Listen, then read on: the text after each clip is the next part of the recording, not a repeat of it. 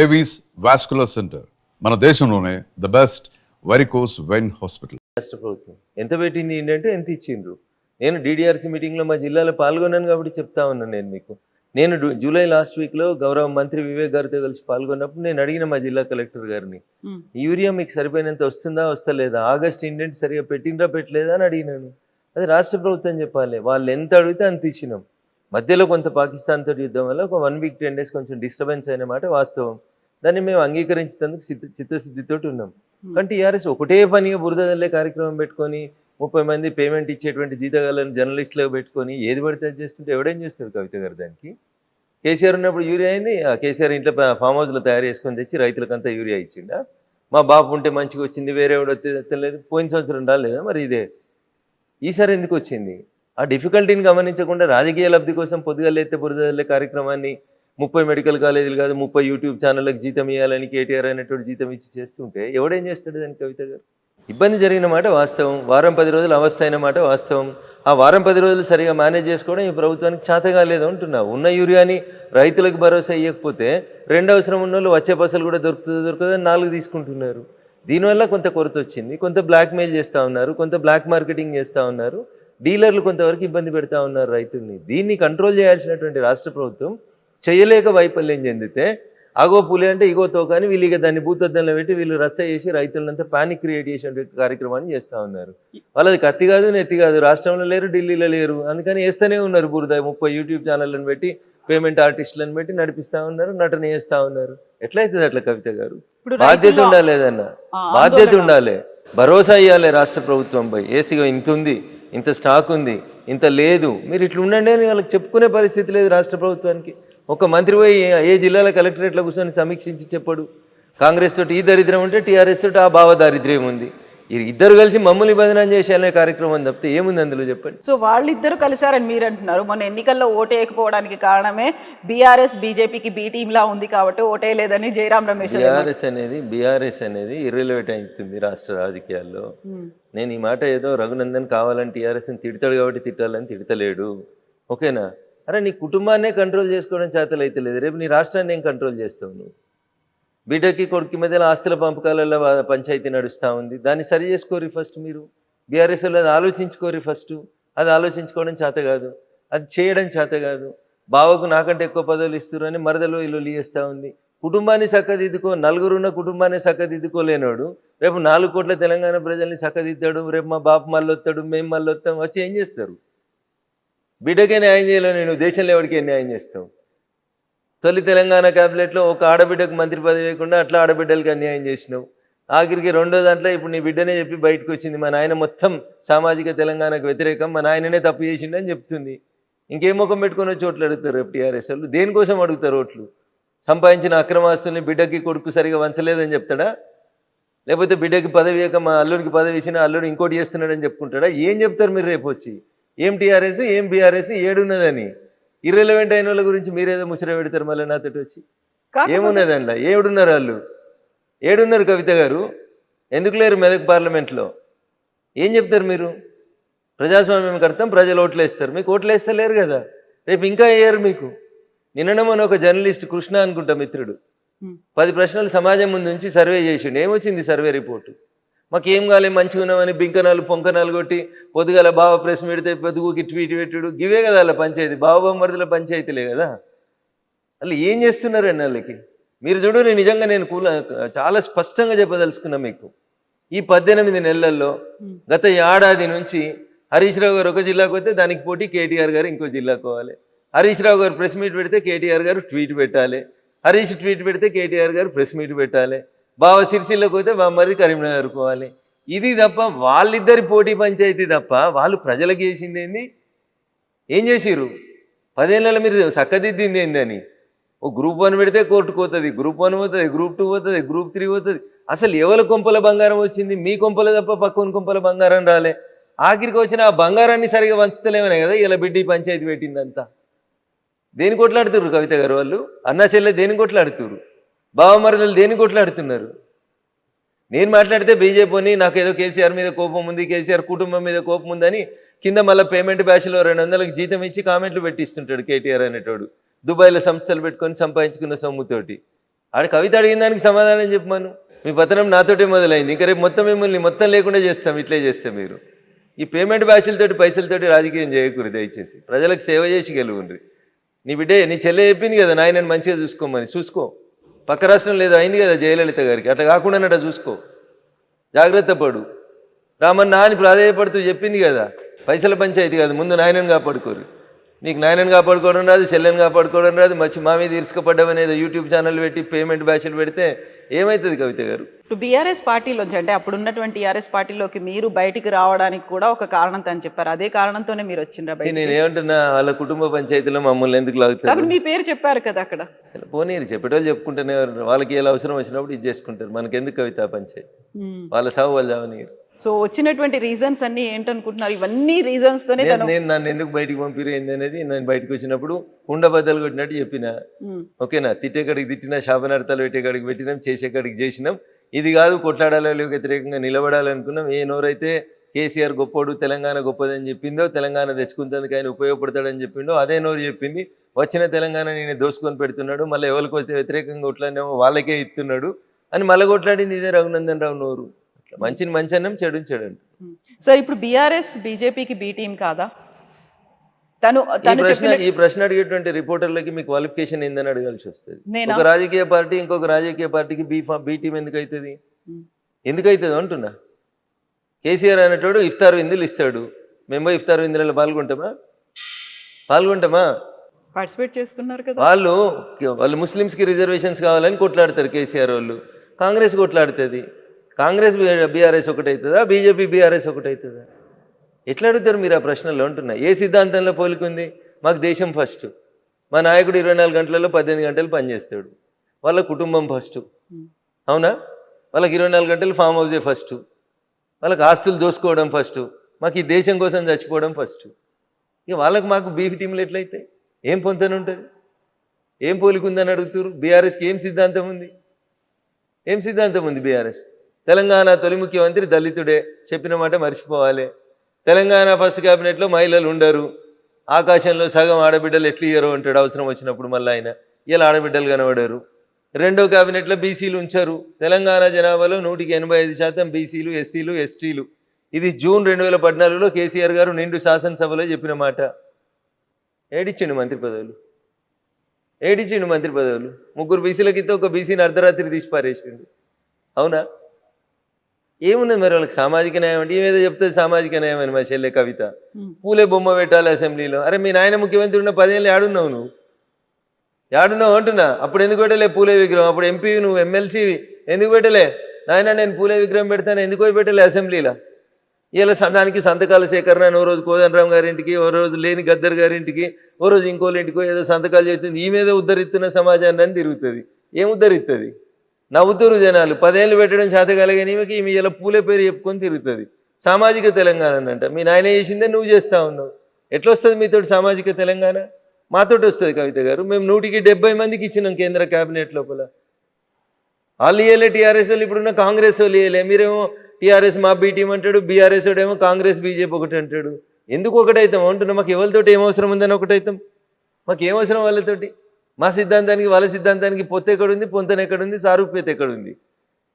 30 ఏళ్ళు దేశాలకి అధ్యక్షులుగా వాళ్ళే ఉంటారు. ఒక పార్టీ ఉంటే ఆ పార్టీకి మొత్తం వాళ్ళే, జీవితకాలం వాళ్ళే అధ్యక్షులు, జీవితకాలం వాళ్ళే ప్రైమ్ మినిస్టర్లు ఉండాలి, వాళ్ళ కుటుంబాలే ప్రైమ్ మినిస్టర్లు ఉండాలి. వాళ్ళతో మాకు పోలికి ఎక్కడిది? టీఆర్ఎస్ వాళ్ళు అంటారు కాంగ్రెస్ బీజేపీ ఒకటి అంటారు. ఎట్లా ఒకటి అవుతుంది?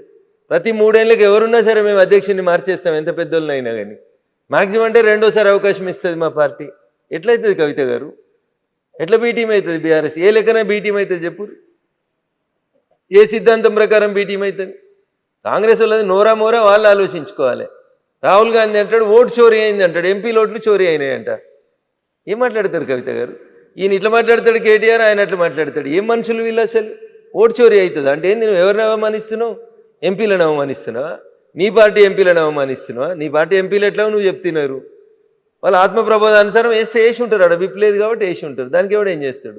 ఇండి కూటమి ఎంపీలు వేసి ఉంటారు. నీకేంది ఉంటారు? నీకు నియంత్రణ లేదు, నీకు పార్టీ మీద నియంత్రణ లేదు, మీ ఎంపీల మీద నియంత్రణ లేదు, ఎంపీలకు నీ పార్టీ అధికారంలోకి వస్తుందనే విశ్వాసం లేదు. సో ఎవరు ఉంటారు నీతో పాటు? ఎందుకుంటారు? పడవ మునిగిపోతుందని తెలిస్తే ఈత వచ్చిన వాళ్ళంతా పడవలకి వెళ్ళి దుంకి వెళ్ళిపోతుంటారు కవిత గారు. మునిగేదాకా ఎందుకుంటారు పడవలో? ఎప్పుడు అవకాశం వచ్చినప్పుడు అప్పుడు అటు దుంకి వెళ్ళిపోతూనే ఉంటాడు కదా. మునిగిపోయే పడవలు ఏ రాజకీయ నాయకుడు ట్రావెల్ చేస్తాడు? సో ఇప్పుడు మీరు ఈ మాటలన్నిటిలోనూ ఓట్ చోరీతో పాటుగా అన్నది సిబిఐ, ఈడీలు, ఐటీ ఈ అన్నిటినీ త్రిశూల వ్యూహాన్ని అమలుపరుస్తున్నారని అదే రోజు కదా రేవంత్ రెడ్డి కూడా కాళేశ్వరం ప్రాజెక్ట్ మీద సిబిఐకి ఇస్తోంది అని. మీరు ఈ ప్రశ్న రాహుల్ గాంధీనో రేవంత్ రెడ్డినో అడగాలి. కాంగ్రెస్ వాళ్ళు చేసిన తప్పులకు వచ్చి బీజేపీ వాళ్ళని సమాధానం చెప్పమంటే మాకు ఏం అవసరం ఉందని సమాధానం చెప్తాం. ఆ ట్వీట్ చేసినప్పుడు కింద మీరు కౌంటర్ పెట్టాలి. అరే వారి బుడ్డోడా, ఇది ఈ సిబిఐని ఈడీని తీసుకొచ్చింది బీజేపీ పార్టీ నరేంద్ర మోడీ గారు కాదురా బాబు, మీ నాయనమ్మ మీ తాత ఉన్నప్పుడు తెచ్చిరు, వాళ్ళని అడుగురా పోయాని అడిగిపోయి అడిగిరారా పోయా అని చెప్పాలి. గట్లా ఏది ఎప్పుడు వచ్చిందో తెలియని వాళ్ళు మాట్లాడితే ఆ నిమిషానికి ఎవడో పక్క నుండి ట్వీట్ చేస్తాడు. ఆఫీసులో బ్యాక్ బెంచీల్లో ఫ్రంట్ బెంచీల్లో కూర్చున్నాడు, అంతేగా నేను చదివి ట్వీట్ చేస్తాడా? మరి ఇప్పుడు కాళేశ్వరం ప్రాజెక్ట్ లో సిబిఐ అంటే ఏమవుతుంది అనుకుంటున్నారు మీరు? నాకు తెలియదు, అది చిరు అయ్యలేదో ఏమవుతుందో కాలం నిర్ణయిస్తుంది, చూద్దాం. అది మధ్యలో కోర్టుకు పోయినట్టుంది కదా, కొద్దిగా ఓపిక ఉందాం. సామాజిక న్యాయం, బీసీలకి 42% రిజర్వేషన్లు, ఇదేమవుతుంది? ఎక్కడి దాకా వెళ్తుంది? మేము ఇస్తున్నాం కదా, మాకు అవకాశం ఉన్న ప్రతి చోట మేము ఇస్తున్నాం. కాంగ్రెస్ లాగా ముస్లిమ్స్తో కలిపి ఇచ్చేటువంటి ఆలోచన మాకు లేదు. మేము డాక్టర్ బిఆర్ అంబేద్కర్ గారు రాసిన రాజ్యాంగాన్ని ఫాలో అవుతాం.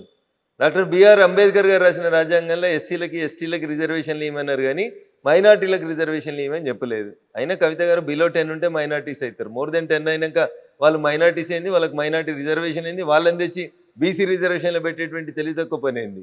ఎట్టి పరిస్థితుల్లో కూడా వాళ్ళకి రిజర్వేషన్స్ ఇవ్వం మేము. సో దీనికి చట్టబద్ధత వస్తుంది అనుకుంటారా? రాదు. కోర్టుకు వెళ్తారా? ఏమైనా పోని, వాళ్ళు ఎడికైనా పోని, కోర్టు ఏం చెప్తుంది? భారత రాజ్యాంగాన్ని దాటిపోయి పనిచేయమని చెప్తుందా? రాజ్యాంగం ఫ్రేమ్ ఎంతుంటే గంతలనే పనిచేయమని చెప్తుంది. రాజ్యాంగబద్ధమైనటువంటి విషయాల్ని రాజ్యాంగబద్ధంగానే పరిష్కరించమని చెప్తుంది. రాజ్యాంగం లిమిట్ని దాటి పనిచేయమని ఎవరెట్లా చెప్తారు కవిత గారు? ఇప్పుడు 42% రిజర్వేషన్ ఇయ్యనంత వరకు స్థానిక సంస్థల ఎన్నికలు రావు. వాళ్ళకి ఎన్నికలు పెట్టే ధైర్యం లేక వాళ్ళ మాట మాట్లాడితే నేనేం చేస్తాను? గెలిచి నీకు ఇవాళ 18 నెలలు 20 నెలలు అవుతుంది, ఇవాళ దాకా ఎలక్షన్స్ పెడతలేరు మీరు. ఇప్పుడు బీజేపీని బదనాం చేసినందుకు కుట్రా, బీజేపీ 42% రిజర్వేషన్లు ఇస్తలేదు కాబట్టి మేము ఎలక్షన్లు పెడతలేమని కుట్రా. రిజర్వేషన్ ఎంత ఉండేది? ముందు ఎన్నికలు అయితే పెట్టి సార్, ఊర్లలో ఊడ్చడానికి జీతాలు లేక ఏడుస్తున్నారు, సర్పంచులు లేక సగం ఊర్లు ఇబ్బంది పడతా ఉన్నాయి, ముందు ఎలక్షన్లు పెట్టుర్రి. దానికైతే పార్టీ గుర్తుండదు కదా. గెలిచిన వాళ్ళంతా మా కాంగ్రెస్ వాళ్ళనే కండువ కప్పుకో, ఎవడొద్దంటాడు తర్వాత నిన్ను. ఎలక్షన్లు పెట్టన్నా అంటున్నాం మేము. నువ్వు 42% వాళ్ళకే ఇచ్చేసి పెట్టుకో. 42%లో 10% ముస్లింలకు ఇవ్వడం వల్ల హైదరాబాద్ లాంటి సిటీ లోపల మీరు 150 కార్పొరేటర్లు ఉంటే దాంట్లో వాళ్ళు 10-15 మంది వాళ్ళే వచ్చేస్తున్నారు. ముస్లిం మైనార్టీలు బీసీ కోటా కింద వస్తూ ఉన్నారు. దీన్ని మేము వ్యతిరేకిస్తూ ఉన్నాం. సో ఇప్పుడు మీరు కిషన్ రెడ్డి గారి గురించి చెప్పారు, ఆ అధ్యక్షుడి గురించి మాట్లాడిన తర్వాత వెరీ రీసెంట్గా బీజేపీ నుంచి బయటకు వెళ్ళినటువంటి రాజా సింగ్, ఆయన ఎందుకు కిషన్ రెడ్డి గారికే సవాళ్ళు విసురుస్తున్నారు, ఛాలెంజ్లు చేస్తున్నారు, మన ఇద్దరం పోటీ పడదాం, రాజీనామాలు చేసి రమ్మని? సో మీరు ఇద్దరు అన్నారు కాబట్టి ఆ ఇద్దరిట్లో ఎవరు మాట్లాడినా కరెక్ట్గా ఉంటుంది. నేను మూడో వ్యక్తిగా బయట నుంచి చూస్తుంటే నాకు సరిగ్గా కాకుండా అది బీజేపీ పార్టీయే కదా, మాకు కనిపించట్లేదు, మాకు అర్థం కావట్లేదు. అందుకే నేను అదే చెప్తా ఉన్నా మీకు, కిషన్ రెడ్డి గారు మాట్లాడినా బాగుంటుంది, లేదా ఆ ప్రశ్నకు సమాధానం రాజా సింగ్ గారు చెప్పినా బాగుంటుంది. మధ్యలో నేను థర్డ్ పర్సన్ అయితే కదా కవిత గారు, నేను మాట్లాడడం బాగుంది. సరే, మీరు ఇప్పుడు పొంతన పోలిక సిద్ధాంతాలు ఎక్కడున్నాయి అనుకుంటే, బయట నుంచి వచ్చినటువంటి వాళ్ళందరికీ కూడా డిఫరెంట్ ఐడియాలజీలు సిద్ధాంతాలు ఉన్నాయి. వాళ్ళందరూ బీజేపీలోకి వచ్చిన తర్వాత మొత్తం బీజేపీ ఐడియాలజీనే పునికి పుచ్చుకున్నారా? పుచ్చుకోకపోతే బీజేపీ కండువ ఎట్లా కప్పుకుంటారు? ఇప్పుడు ప్రస్తుతం నేనేం చెప్తున్నా మీకు, కండువ కప్పుకున్న మరుక్షణం నీకు నచ్చితేనే కండువ కప్పుకుంటావు. మీరు ఎందుకో కండువ ఒప్పుకుంటలేరు. మీరు మా ఇంటికి వచ్చి ఇప్పుడు నేను బలవంతంగా మీకు ఏమైనా కండువ వేస్తున్నానా? ఏం కదా. మీరు మా సిద్ధాంతాలు నచ్చి, మా నాయకత్వం నచ్చి వచ్చి జాయిన్ అవుతున్న వాళ్ళు పాత సిద్ధాంతాలను ఇంకా మోస్తా అంటే మా పార్టీ ఎందుకు ఊకుంటుంది? కాకుండా గ్రూపులు ఎందుకు కనిపిస్తున్నాయి? చాలా గ్రూపులు కనిపిస్తున్నాయి. గతంలో కరీంనగర్ కి సంబంధించి బండి సంజయ్ కావచ్చు, ఈటెల రాజేందర్ ఒకరి మీద ఒకరు మాట్లాడుకున్నటువంటి పరిస్థితి ఉంది. బండి సంజయ్ గారు మాట్లాడిన మాటలలో ఎక్కడ ఈటెల రాజేందర్ గారి పేరు రాలేదు. ఈటెల రాజేందర్ గారు మాట్లాడిన ఎక్కడ కూడా బండి సంజయ్ గారి పేరు రాలేదు. మీడియా అదే చెప్తున్నది, తెలుగు మీడియాకి ఉత్సాహం ఎక్కువ, నారద ముని వారసులం అనుకొని అట్లే అదే పంచాయతీని కొనసాగి తెలుగు మీడియానే ఇట్లుంది దురదృష్టం. కాకపోతే కేంద్రంలో ఎందుకు గోడీ మీడియా అనేది కూడా అట్లనే వస్తుంది, కేవలం మోదీ భజన మాత్రమే చేస్తున్నారు వాళ్ళు అనేది. మోడీ భజన చేస్తుంటే ఓటు చోరీ అవుతుందని పాదయాత్ర చేస్తుంటే రోజు టీవీలలో పేపర్లలో ఎట్లా వస్తుంది? మోడీ మీడియా అయితే రాహుల్ గాంధీ బొమ్మలు ఎట్లా కనబడుతున్నాయి? ఓటు చోరీ చేసిండని రాహుల్ గాంధీ మాట్లాడితే టీవీలలో ప్లేట్ బ్రేకింగ్లు ఎట్లా వస్తాయి? రావు కదా. మోడీ మీడియా అయితే రాహుల్ గాంధీ అనే పేరే రాదు కదా టీవీలలో. మేము స్వేచ్ఛ ఇచ్చినాం కాబట్టి మీరు ఏదైనా మాట్లాడుతున్నారు. మేము ఉన్నట్టు మాట్లాడుతున్నాం కాబట్టి మీకు బాధ అనిపిస్తుంది. మేము నిజంగా నియంతృత్వం పోతే మీరేడ మాట్లాడతారు? అంత మోడీ మీడియా అయితే వేరే పేర్లు ఎందుకు కనబడతాయి ఈ దేశం లోపల? వీఆర్ ఫ్రీ, మేము మళ్ళీ చెప్తా ఉన్నాం, బిఆర్ అంబేద్కర్ గారు రాసిన రాజ్యాంగం ప్రకారమే అందరినీ పనిచేసుకోమని అడుగుతున్నాం. దాన్ని మీరు ఎక్కువ ఫాయిదా ఉటాయిస్తున్నారు, అయినా మేము మౌనంగా భరిస్తా ఉన్నాం. ఓకే. సో ఇప్పుడు తెలంగాణ బీజేపీలో ఏం జరుగుతుంది అంటే ప్రశాంతంగా కొత్త అధ్యక్షుడు రామచంద్రరావు గారి నాయకత్వంలో భారతీయ జనతా పార్టీ కార్యక్రమాలన్నీ బాగా చేసుకుంటూ ముందుకు సాగుతుంది. కాకపోతే రాజా సింగ్ ఇప్పటికి కూడా కిషన్ రెడ్డి కావాలనే తన ప్రెషర్ని అప్లై చేస్తూ ఉన్నారు, చేయాల్సిన పని చేసుకొని. నిన్న ఆయన విసిరిన సవాల్లో కూడా ఎవరి పనులను వాళ్ళని చేసుకొనివ్వండి, అలా అయితేనే ఎంపీలు కూడా వాళ్ళ పనులు చేసుకుంటారు అని. మీ పనులు మీరు చేసుకోవడే ఫెసిలిటీ కావచ్చు, ఆ ఫ్రీ హ్యాండ్ అనేది మీకుందా, ప్రెషర్ ఉందా? ఇప్పుడు మీరు వచ్చి నన్ను ఇంటర్వ్యూ చేస్తా అన్నారు, నేను ఎవరికైనా ఫోన్ చేసి ఇంటర్వ్యూ ఇవ్వాలని వద్దని అడిగినా నా అంతా నేను ఇంటర్వ్యూ ఇస్తున్నాను. అది మీ ఇండివిజువల్ డెసిషన్. ఇండివిజువల్ డిసిషన్ ఏముంది, అదే మరి ఫ్రీగా పని చేసుకుంటున్నాం అని చెప్పడానికి చెప్తున్నా. నేను ఇండివిజువల్ డిసిషన్ అని చెప్తలేను. టీవీలోకి ఇంటర్వ్యూ ఇవ్వద్దు అని రామచంద్రరావు గారు చెప్పలేదు. చెప్తే రాజాసింగ్ గారు ఎట్లా ఇస్తారు ఇంటర్వ్యూలు? ఇయ్యరు కదా. సో ఆయన ఛాలెంజ్లు అయితే విసురుతున్నారు. ఆ తర్వాత గ్రూపులు ఉన్నాయి, సమాధానం గ్రూపులు 100% నాకైతే కనబడతలేవు. మరి మీ అద్దాలు పెట్టుకొని చూస్తే నాకేమైనా కనబడతాయి తెలియదు. నాకు అద్దాలు రాలేదు, ఇంకా నాకు గ్రూపులు కనబడతలేవు. ఓకే, ఈ అద్దాల గ్రూపుల కోసం కాదులేండి చూడడానికి, కానీ యాక్చువల్ గా అంటే ఆ చూపులో ఇక్కడ తేడా ఉంది అని అర్థం. నా చూపులోనే ఉందా? మరి సోషల్ మీడియా, జర్నలిస్ట్ మిత్రులు, సోషల్ మీడియా ఏముంది? అది మీ ఇష్టం ఉన్న మీ చేతిలో సెల్ ఫోన్ ఉంది, మీ నోటికి వచ్చింది రాస్తారు, దానికి ఎవరిని జవాబు చేస్తారు? మీకు జవాబు జరుగుతానని లేదు, నేనేం చేయాలి దానికి? నా ఫోన్ నా ఇష్టం అంటారు మీరు, నేనేం చేస్తాను దానికి? అందుకనే కొత్త చట్టాలు వస్తాయి, వచ్చినాక చూద్దాం.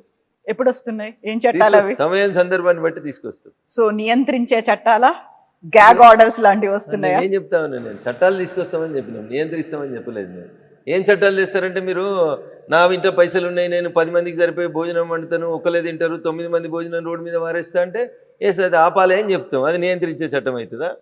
నోరున్నది కదా, ఎవరిని పడితే వాళ్ళని రెగ్యులేషన్ అనేది అవుతుంది. రెగ్యులేషన్ తెస్తాం, ఫుడ్ రెగ్యులేటరీ యాక్ట్ తెస్తాం. మీరు హోటల్కి పోతారు, 10 మందికి సరిపోయి టిఫిన్ ఆర్డర్ ఇస్తారు, మీకు నచ్చినాయి 2 ఇడ్లీలు తిని మిగతా అంతా బయట వారే అంటే బయట ఫుడ్ లేకుండా చచ్చిపోతున్న జనం కోసం ఆలోచించమని మేము అంటాం. అది మీకు నియంత్రణలా కనబడుతుంది. నా డబ్బులు నా ఇష్టం అంటే ఎట్లా ఒప్పుకుంటారు? నీ డబ్బులు కాదు, ఈ దేశంలో నువ్వు పనిచేస్తే నీకు వచ్చిన వేతనం అది. ఈ దేశంలో మిగతా ఎట్లున్నారో కూడా చూడాల్సిన సామాజిక బాధ్యత ఉంటుంది మీ మీద. దాన్ని విస్మరించి నా ఇష్టం ఉన్నట్టు నేను ఉంటా అంటే ఉండనియేది.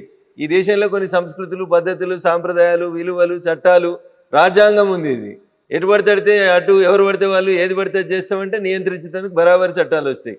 మీరు ఏమనుకుంటే మాకేమవుతుంది? జనానికి ఉపయోగపడే చట్టాలు తీసుకొస్తారు. ఎస్, ఈ నియంత్రణకి నాకు ఈ మధ్య జరిగిన ధర్మస్థల ఇన్సిడెంట్స్కి సంబంధించి అక్కడున్నటువంటి మఠాధిపతులు, సన్యాసులు అందరూ వెళ్ళి అమిత్ షాని కలిసిన తర్వాత ఆయన ఒక మాట అన్నారు అని, నియంత్రించడానికి ఒక చట్టం అనేది తీసుకొస్తాం. ఎందుకంటే రిలీజియన్ సిస్టమ్కి సంబంధించి హిందూ మఠాల మీదనో, హిందూ దేవాలయాల ప్రార్థనాలయాల మీదనే అటాక్ అవుతుంది కాబట్టి దానికి సంబంధించినటువంటి ఒక చట్టం తీసుకురావాల్సినటువంటి అవసరం ఉంది. ఆ దిశగా మేము ఆలోచిస్తున్నామని. అది కూడా రాబోతుందా? ఇప్పుడు సికింద్రాబాద్లో మీరు ఒక హనుమంతుని దేవాలయం ధ్వంసం అయింది. ఏం చెప్పారు పోలీసు వాళ్ళు?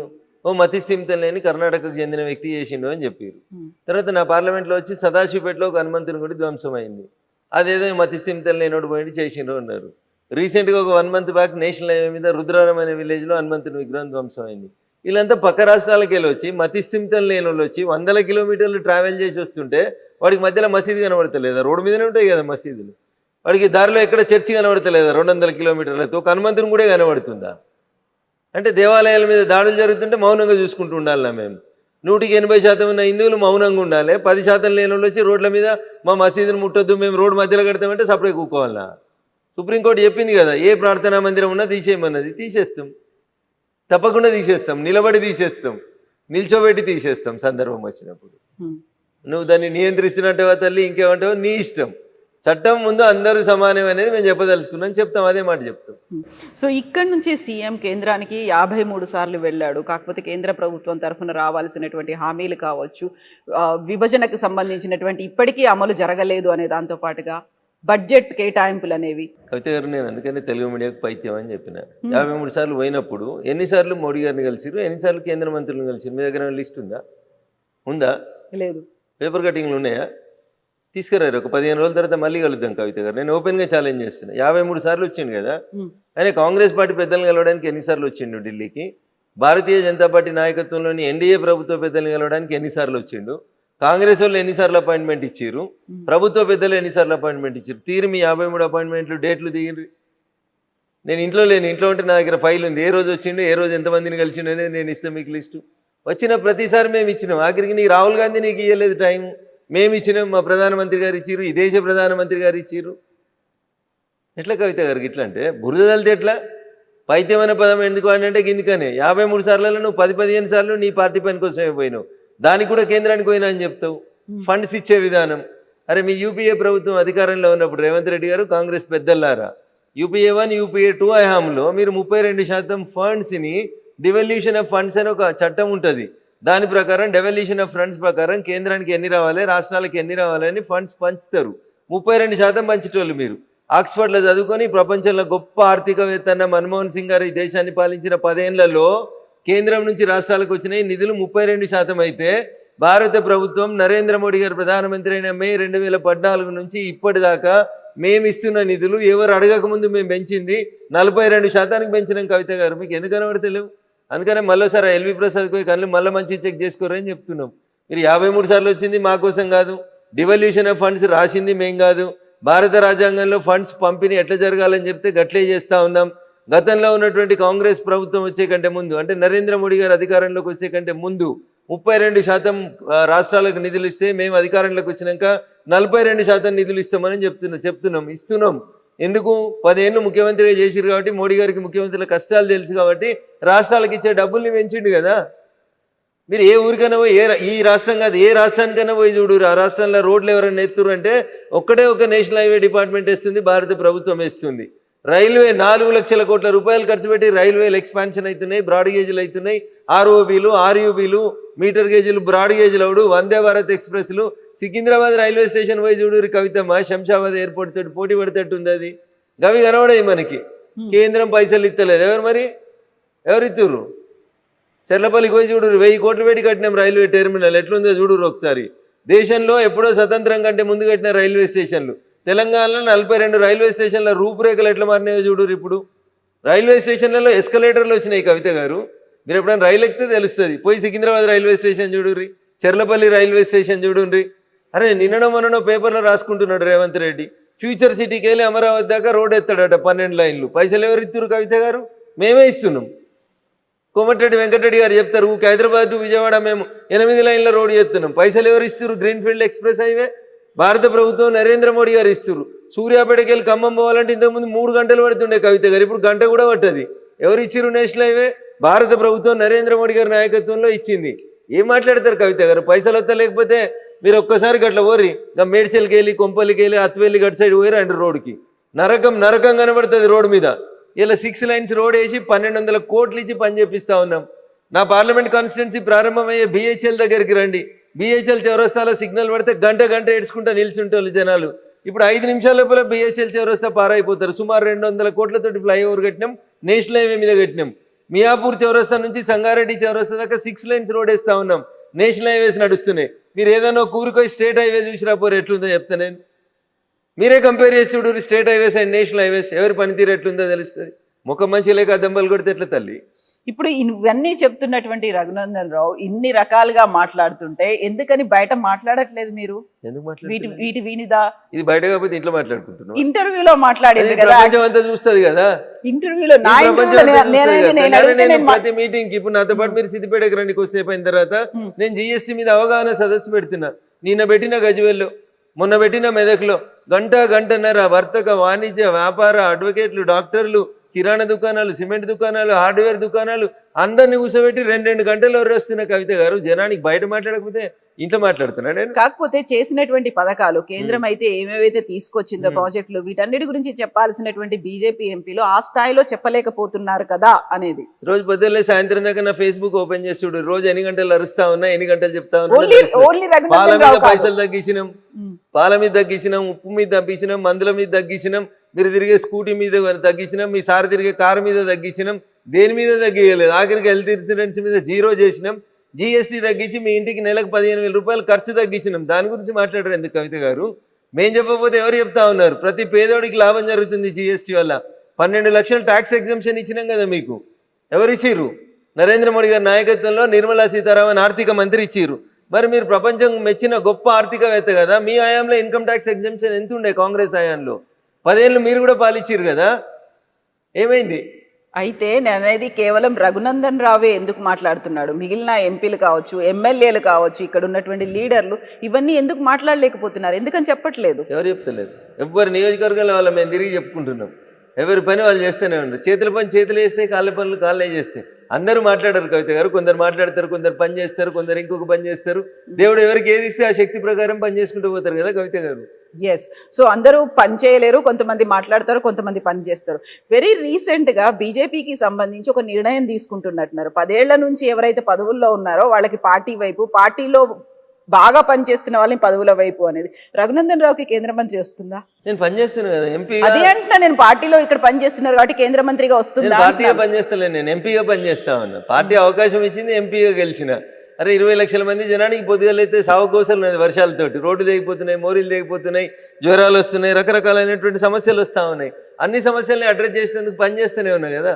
24/7 నేను కూడా చూడరు మీరు ఒకసారి. నేను అందుకనే చెప్పిన మీకు, నేను చెప్తే నాది నేను గొప్పగా కనబడుతుంది. నా ఫేస్బుక్ పేజ్ ఓపెన్ చేస్తే తెలుస్తుంది, నేను ఎన్ని గంటలు ఇంట్లో ఉన్నా, ఎన్ని గంటలు బయట ఉన్నా తెలుస్తుంది. నిన్న పొద్దుల జిన్నారంలో ఉన్నా, సంగారెడ్డి జిల్లాలో ఉన్నా. నిన్న సాయంత్రం వచ్చేసరికి నేను మళ్ళీ గజ్వేల్కి పోయినా, సిద్దిపేట జిల్లాకు పోయినా. ఎంతమందిని కలిసినా, ఎన్ని సంఘాలను కలిసినా, జిఎస్టీ గురించి ఎంత ఎక్స్ప్లెయిన్ చేస్తున్నాం. సేవా పక్వాడా నరేంద్ర మోడీ గారు 75వ జన్మదినాన్ని పురస్కరించుకొని ఏమేం చేయాలి, 17 సెప్టెంబర్ నుంచి అక్టోబర్ 2 దాకా కంఠశోష పెట్టుకొని చెప్తా ఉన్నారు మా ఎంపీ. కాలుకు బల్పం కట్టకుండా తిరుగుతున్నారు మా ఎమ్మెల్యేలు అంతా కాన్స్టిట్యున్సీలలో. అందుకే అంటున్నా నేను, మంత్రి పదవి వస్తుందా అని అడుగుతున్నాను. ఏం మంత్రి పదవి? నాకు మంత్రి పదవి ఈడేందుకు వస్తుంది? కేంద్రంలో అని అడుగుతున్నాను. కేంద్రంలో ఇప్పుడు ఏం ఎక్స్పాన్షన్ లేదు కదా తల్లి. తొందరలో మొన్న తీసుకున్నటువంటి ఒక నిర్ణయం ఇంటర్నల్ గా నేను మొదటిసారి గెలిచినటువంటి ఎంపీని కవిత గారు. నాకంటే చాలా మంది సీనియర్లు ఉన్నారు, 3 సార్లు గెలిచిన వాళ్ళు, 4 సార్లు గెలిచిన. ఎఫిషియన్సీ ఎవరి దగ్గర అవుతుందో, ఎవరైతే క్రమశిక్షణ కలిగినటువంటి కార్యకర్తగా పార్టీ ఏం పని చేయమంటే ఆ పని చేస్తాను. పార్టీ పిలిచి అది ఏం చేయమంటుందో ఆ పనికి నేను కట్టుబడి ఉంటాను. రేపు పిలిచి మంత్రి పదవి ఇస్తే ఇంకా వేగంగా పనిచేస్తాం, ఇంకో పదవి ఇస్తే ఇంకా పని చేస్తాం. లేదు ఇప్పుడు ఉన్నదానికి న్యాయం చేయమంటే చేస్తాం, న్యాయమే చేస్తాం. సో డిమాండ్లు ఏమి ఉండవా రఘునందన్ రావు? ఏమీ ఉండవు, సైలెంట్ గా వర్క్ చేసుకుంటూ పని చేసుకుంటూ పోతుంటే వద్దంటే వస్తాయి కవిత గారు. పని చేయని వాళ్ళకి రావు ఏం కానీ. నేను పని నమ్ముకుని పని చేసుకుంటూ పోతూ ఉంటాను. శివుడు ఆజ్ఞ లేకపోతే చీమ గారు అది నన్ను వస్తున్న దేవుడు ఏదో రాసి పంపించి ఉంటాడు, దాని ప్రకారం నడుస్తూనే ఉంటుంది journey. Neither you can change my life or I can change your life. Exactly. So ఇప్పుడు జిహెచ్ఎంసీ ఎలక్షన్స్ కి సంబంధించి అవుతాయి అంటారా? ఎప్పుడుండే ఛాన్సెస్ ఉంటాయి? జూబ్లీ హిల్సే కాలేదు, జిహెచ్ఎంసీ దాకా ఎందుకు పోతారు కవిత గారు? పొద్దుగా లేచి ఛాయ్ తాగురు, అప్పుడే బిర్యానీ ఎట్లా తింటారు? బిర్యానీ సాయంత్రం దాకా ఎప్పుడైనా తినవచ్చు, ముందు ఛాయ్ తాగురు. జూబ్లీ హిల్స్ కానీ జూబ్లీ హిల్స్ అయినాక జిహెచ్ఎంసీ పెట్టాలనే వద్దా? ఇప్పుడు సర్పంచ్ పెట్టిండు కదా, ఎంపీటీసీ పెట్టిండు కదా, మున్సిపాలిటీ పెట్టిండు కదా, అట్లా జిహెచ్ఎంసీ పెట్టడా చూద్దాం. జూబ్లీ హిల్స్ ది ఎట్లా ఉండబోతుంది ఏమనుకుంటున్నారు మీరు? 100% భారతీయ జనతా పార్టీ అభ్యర్థి గెలుస్తాడు. ఎవరుంటారు? పార్టీ ఎవరిని నిర్ణయిస్తే వాళ్ళు ఉంటారు. ఓకే, దెన్ వాట్ అబౌట్ ఆ 10 గారు కూడా దరఖాస్తు చేసుకోవచ్చు. ఇంకా జాయిన్ అవ్వలేదు, అవ్వకుండా జాయిన్ పెట్టుకోవచ్చు దరఖాస్తు. ఓకే, జిఎస్టీ మీద అంత గొప్పగా మాకు సాయం చేసింది కాబట్టి నేను ఒక పేదింటి ఆడబిడ్డను నేను పోటీ చేస్తాను, మీరు వచ్చి కూడా పెట్టుకుంటే పరిశీలిస్తాం, అట్లా ఎవరైనా రావచ్చు. ఓకే, సో ఇప్పుడు 10 మంది ఫిరాయింపు ఎమ్మెల్యేలకు సంబంధించి ఏమవుతుందని అనుకుంటున్నారు వాళ్ళు? ఇంకా బీఆర్ ఏం కాదు, ఏం జరగదా? అది ఏమైతే తల్లి, సుప్రీంకోర్టు చెప్పింది స్పీకర్ని నిర్ణయం తీసుకోమన్నది. 3 నెలల్లో నిర్ణయం తీసుకోండి, చర్యలు తీసుకోండి అంది. 3 నెలల్లో తీసుకోండి అని చెప్పలేదు, తీసుకుంటారని ఆశిస్తున్నాం అన్నది. చేస్తావా చేస్తావా అనలేదు సుప్రీంకోర్టు, చేస్తారని ఆశిస్తున్నా అన్నది. ఆశించడాన్ని ఇప్పుడు వాళ్ళు ఒక ఆదేశం ఇచ్చిర్రు, ఈయన పాటిస్తాడు, 3 నెలల్లో వింటాడు. ఒక్క ఎమ్మెల్యే కూడా పార్టీ మారలేదనే రాసిచ్చిర్రు, దాని మీద నిర్ణయం ఇస్తాడు, అయిపోయి ఇంకే అంతే. వాళ్ళు ఆదేశించిర్రు, ఈయన చించుతాడు, అంతే. ఏముంటుంది తల్లి అందులో? ఇంకంతకు మించి ఏం జరగదు. నాకున్న పరిజ్ఞానం మేరకు అంతకంటే ఎక్కువ ఏమవుతుంది కవిత గారు? సరే, ఇప్పుడు మనం ధర్మస్థల ఇప్పుడు వాళ్ళు ఇష్యూస్ చెప్పినారు కదా, ఎమ్మెల్యేస్ అంతా రాసిన రాతపూర్వకమైన సమాధానంలో మేము పార్టీ మారలేదు, మేము ముఖ్యమంత్రి గారిని పనుల కోసం అని పోయి కలిస్తే ఆయన జాతీయ జెండా ఉన్నటువంటి 3 రంగులు కప్పిండు, అది కాంగ్రెస్ కండువ కాదు, అలా చేయి గుర్తు లేదు అన్నాడు, అయిపోయాయి. దే రెండుసా పంచాయతీ, ఇంకేం పడైంది? సో ఆన్సర్ బానే ఉందా? సఫిషియంట్ గానే ఉంది అంటే తెలుగు కల వకీళ్ళు రాసిచ్చారు దానికి సమాధానం. గట్లా ఉండాలి కదా తెలుగు కల వకీళ్ళు కూడా. అంటేనే తెలుగు కలవాడు కదా, క్లయింట్ కాపాడుకునేటోడు వకీలు కదా, కలిసి వచ్చేట్టుగా ఉన్నది వాళ్ళకి. అంటే అడ్వాంటేజ్ ఏంటంటే అక్కడ పార్టీ కండువా జాతీయ జెండా ఉన్న కండువా రెండు దాదాపు ఒకే రకంగా ఉంటాయి కాబట్టి అది వాళ్ళు డిఫెన్స్ తీసుకోవడానికి కలిసి వచ్చినట్టు కనబడ్డది. ఇప్పుడు అలా బండ్ల కృష్ణమోహన్ రెడ్డి గారు అని ఒక ఎమ్మెల్యే ఉన్నారు, గద్వాల ఎమ్మెల్యే గారు, మీకు గుర్తుండాలి. ఆయన ఒకసారి ఒక పోలీస్ స్టేషన్లో పోయి కంప్లైంట్ పెట్టిండు, గుర్తుందా కవిత గారు? ఏమని పెట్టిండు?